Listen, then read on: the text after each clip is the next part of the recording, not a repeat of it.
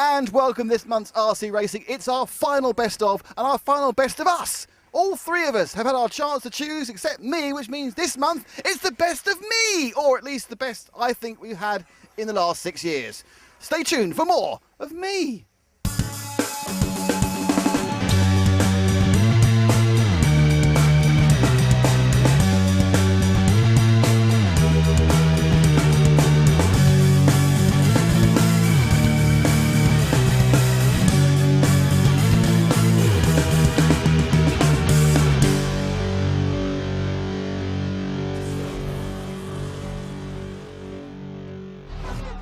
So this is my best of. So Nick, this is Ollie. Ollie, ask me the questions. Quickly, come in. Okay, so Nick, your first best race you've ever seen is? Well, it has to be the F1 race from Las Vegas last year because, well, you know me, my background, 7 years in F1, love the cars and seeing them in scale with John's fantastic commentary, 5 minutes of radio control bliss. And here it is.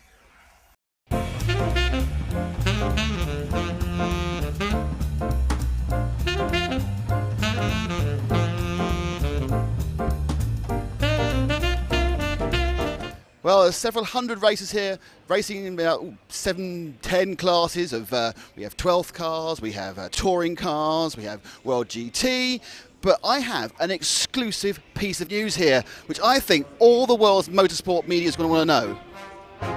The world champion is driving a Ferrari. Well, obviously not Sebastian Vettel, but another German world champion. It's Mark Reinhard, who's down here. Mark, we've already revealed the exclusive interview that a German world champion is now driving for Ferrari. Yeah. Tell us about how that came apart. How did you manage to make that big trip to the Scuderia? Yeah, I think my problem was that Tommy don't have a Mercedes where Schumacher drives, but I'm pretty familiar with Ferrari because Schumacher had a really good time with Ferrari, so I don't mind, and I think it's a really nice car. But isn't the Schumacher car much wider and just automatically hits other people? No, I think you're talking about Hamilton, maybe. Oh, well, talking about Hamilton, over here, young Victor. Victor has taken the role of Lewis Hamilton. Are you going to drive like Lewis, especially considering we have a Ferrari? Are we going to see a lot of instant and action within the Formula One race? Yeah, normally I need to put him on the side of the track, which maybe I had to do if I get an opportunity. We'll see. Now, we have you in Formula One, we also have the world champion Mark Reinhard, so it's a really, really interesting class. I mean, why have you decided to embrace that? Well, I got, actually, I'll throw the props to Hero from HPI and Charles Lightfoot, who they were big into the Southern California Formula One race scene, and they said, what do you think about it?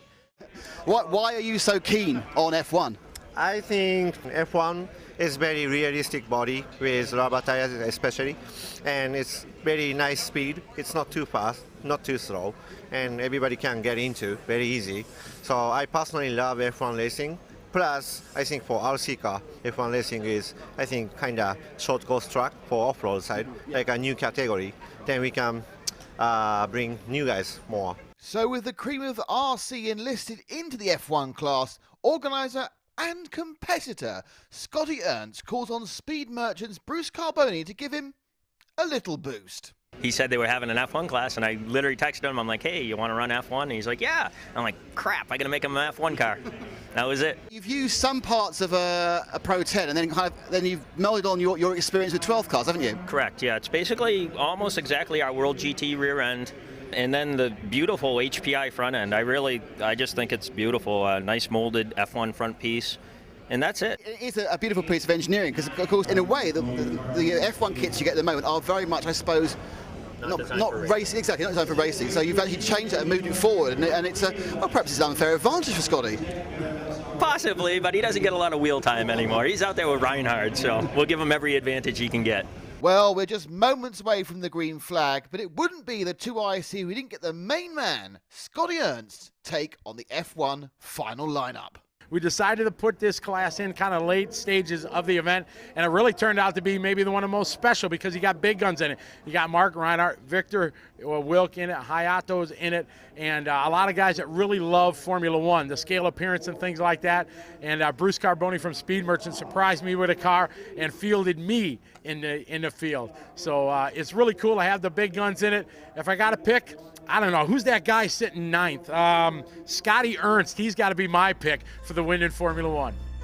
Well, I'm really looking forward to this, and here's the grid. The Sauber of Hayato Matsuzaki is on pole position, ahead of the Red Bull of Hiro in second, and in third, Victor Wilk is on the McLaren with Mark Reinhardt in fourth place, and he's got the Ferrari. Well, that's the second place car. Where is the pole man? There he is with the Sauber, getting away very nicely. Hayato Matsuzaki. And in second place, it's the Red Bull of Hiro. I often say it, second place there's a Red Bull, unless it's followed by the words Mark and Webber, obviously. In third at the moment, the McLaren is Victor Wilk. And, oh, great battling. Fantastic action from those two as they battle for position. Going through, there's the rest of the field. Scotty, what is that paint scheme? It looks like an old Arrows down there. As the battle for second continues, these cars running on rubber tyres, and the motors, well, they are running them flat out, these motors. They are deliberately tuned down to give a more scale look and feel to what we're watching, and I've got to say, I like this. Can only imagine as there's a big shunt on the infield. Oh, and that's the leader. The leader just off to the right of picture there had gone off, but I think has recovered immediately to third. Yes, there is the light-coloured Sauber in third position. Give me a job in Formula 1. As the leader goes off, the Red Bull's gone off there. Oh my goodness me, Hiro loses it whilst he was in the lead. That leaves the McLaren then of Victor Wilk out in front, but he's being chased down by a Sauber. And that was our pole man, Matsuzaki. I was just about to say, imagine what these cars would look like on an open outdoor circuit. I think they'd look pretty good. Not sure how they'd cope with the undulations, of course, that you tend to get on outside circuits. Oh my goodness me, the driver's assistant will have to be in there. The stewards will be called as Mark Reinhardt comes through into second place. But that was attacked, the leader there, by the second place car.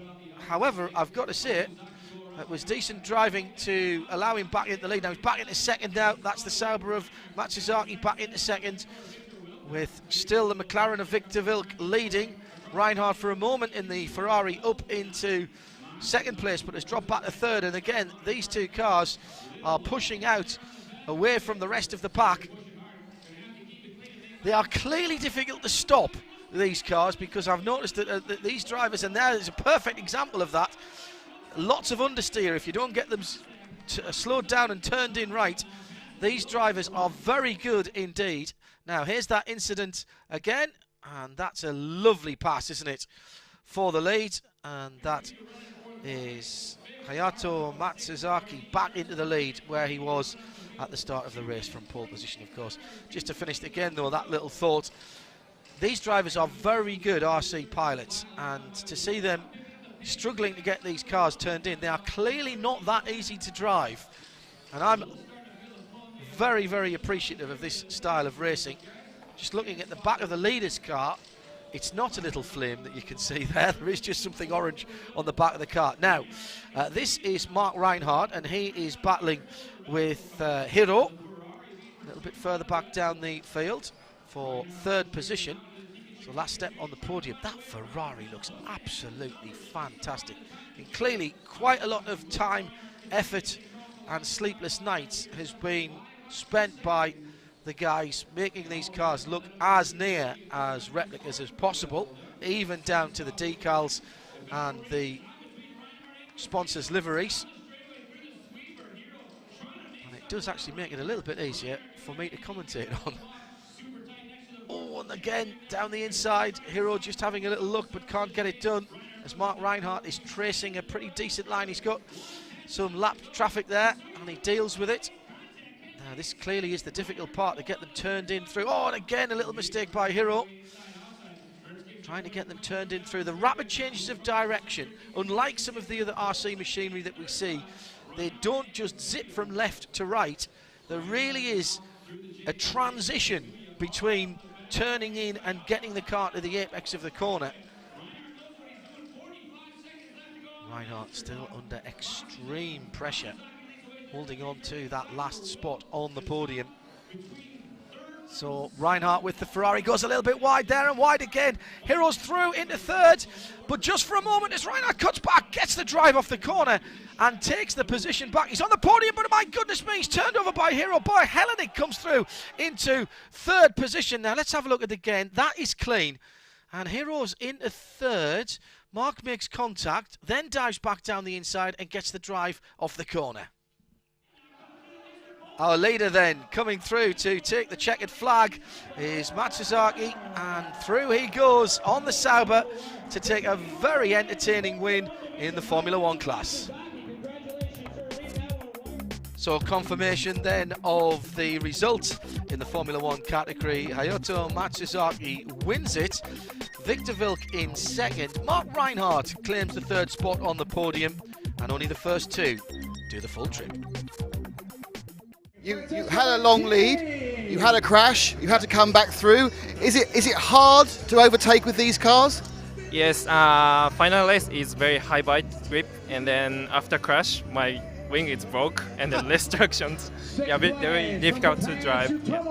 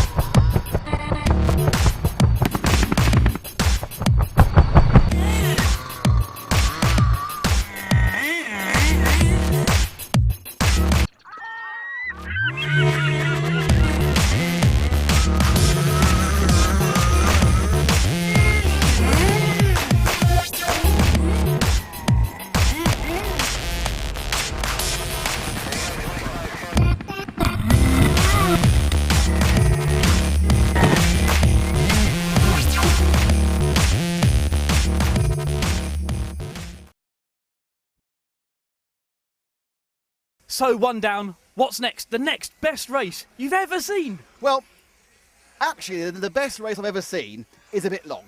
It's the Rallycross Worlds Final from 2010 in Thailand, possibly the greatest race I've seen of any size, any scale. So what I've decided to do is slightly cheat and ask Matt to edit it out to just the end bit, so you're going to see the last several minutes, depending how long this episode's running, with me and John commentating on the greatest end to the greatest race of all time.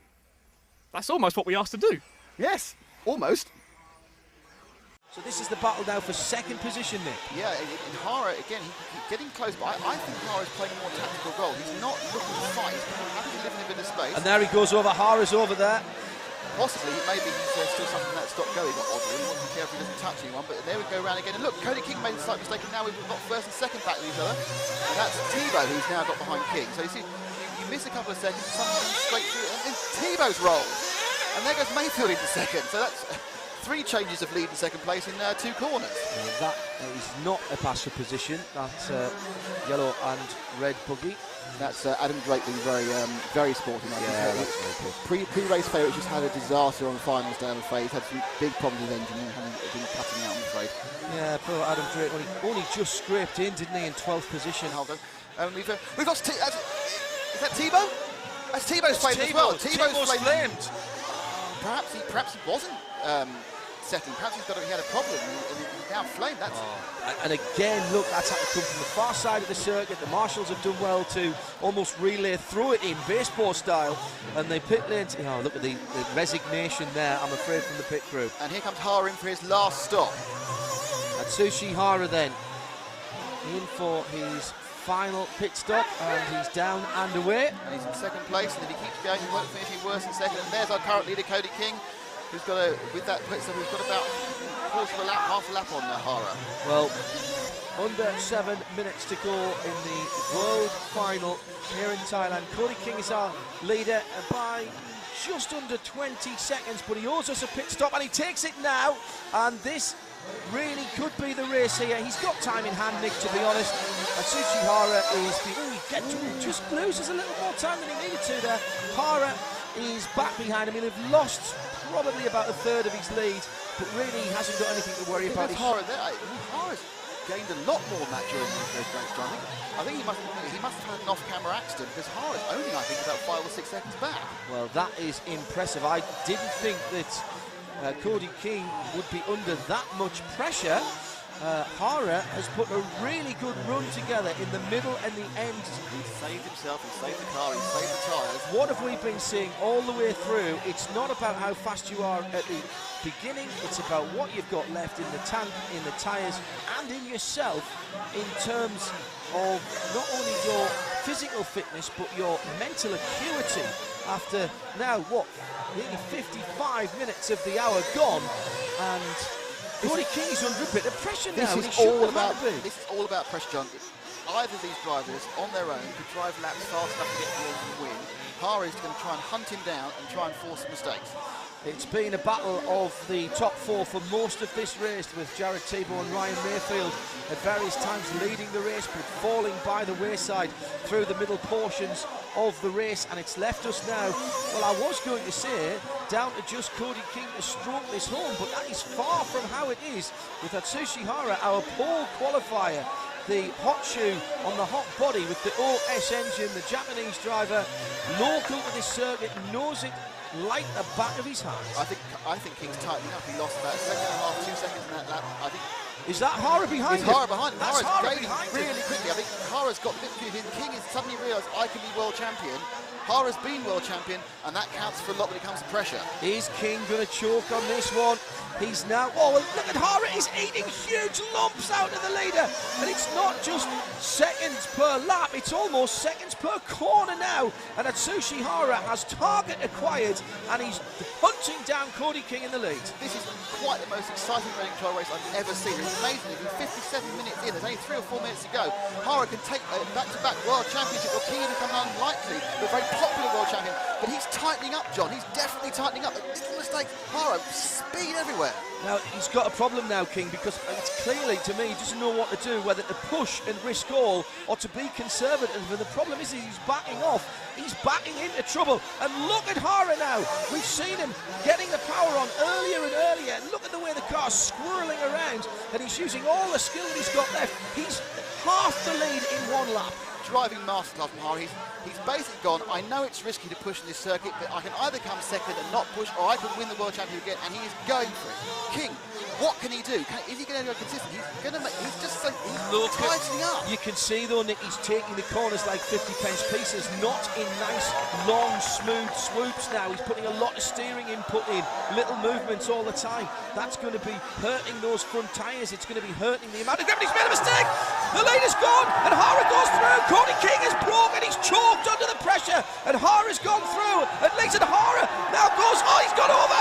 Hara's gone over, and he's given the lead back to King. But now, can King keep his head together? What a moment that was. Atsushi Hara took the lead, and he's still there, Nick. This is not over. We've got two or three laps to go, and Hara, amazing. Let's look at this again through, John. Yeah, the leader just clips the inside of the infield hairpin. Hara goes through. That's a clean move. You can see him there straight away on the power. The front wheel scrabbling for grip. Now, what happened on these infield whoops? Oh, he singled it. He singled it when he should have been doubling it, and that put the buggy out of sequence. And then in trying to block the inside, I think he just hooked up a little bit too early. Now this is back to live, and this is first and second for the World Championship, and King has got Hara right with him in his wheel tracks. There's nothing between them as they go on to complete another lap around past the very big and appreciative crowd here. All the drivers have stayed on who've been driving this week, and there's a fantastic atmosphere here, and Hara hits the same point on the track that cost Cody King the lead just a couple of laps ago. Has Cody King now got enough? There's traffic ahead of them as well. There's traffic ahead of them in the check. Oh my goodness me! think that's it. I think. Again, any chance has gone now. Cody King. Lap and a half to go. I can't believe this, John. That's unbelievable. Cody King must have it now.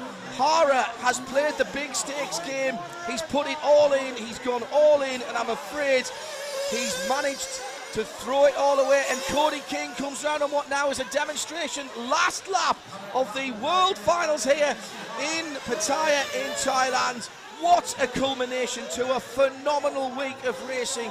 And Cody King, second best qualifier, will be, I've got to say it, Nick, he'd be a popular victor, but he would have been a big outside bet at the start of this week. An unlikely, somewhat unlikely world champion. It's gone over. The leader's gone over, but he's very lucky there. He recovers in time to come through. Well, what a couple of years it's been for this young man. He's been pretty impressive on the North American national scene and worked his way through. It wasn't exactly Cody Who when he came in, and that's another mistake, but I think he's got enough to hold on to it now. I'm looking back, and Hara has eased off. As I say, it wasn't exactly Cody Who, but there was a lot of people who didn't know this very much about this young man as he comes through for victory, and we have a new world champion in the offing. Cody King from the USA on the Kyosho Orion. Just tagged the extra lap there, John. He probably didn't want to do that. I think both him and Hara made the Well, I thought that was over. The time's up. They've just clipped through without. Oh my goodness! He's got one lap. He's going to clean this. He lost a bit of that penultimate lap. Now there's that Hara behind him. That's Hara behind him. There's still a chance if he makes it clean. He's fine. He made 2 mistakes last lap. Well, this is drama right to the very end. The time expired, and I was giving him the race there, but he went across the line before the hour clicked over. And that's just extra power, extra pressure. And look at Hara. Hara is giving it everything, but there's not enough time in the checkered flag. And now we can say Cody King is world champion. Hats off to the young American. Oh, what a fantastic race. The victor, the spoils. What a marvellous performance there. Even down the penultimate, and well, that's the face of a gallant runner-up, a superb performance from Hara, but just too short. There's Dallas from IFMAR and Charlie, who runs the event, handing over the trophy. Ted Longshore, one of the original founder of IFMAR and EFRA, comes from Bromley, actually. Dude, I can't even explain. I went into it just, wanting to be consistent, do clean laps, and 5 minutes to go, I realized I could be the next world champion, and, Hara, he, of course, made it tough. He's one of the best in the world, and I did everything I could to hold him off. I had that one crash at the end, and, he crashed over the big jump in the back, and when that happened, I just took a deep breath, and I just did the last clean laps for a few more minutes. Yeah, the emotions you must have had in those last, 6-7 minutes. He was hunting you down, he was ahead briefly. How do you drive with that much emotion? Unbelievably, I wasn't that nervous. I just kept my head in it and knew that I needed to have those last few laps. And, it was always my dad telling me, stay in the moment, don't expect it to be it until you're crossing that finish line. And that's kind of what I did, and it worked. I didn't really get nervous very much at all.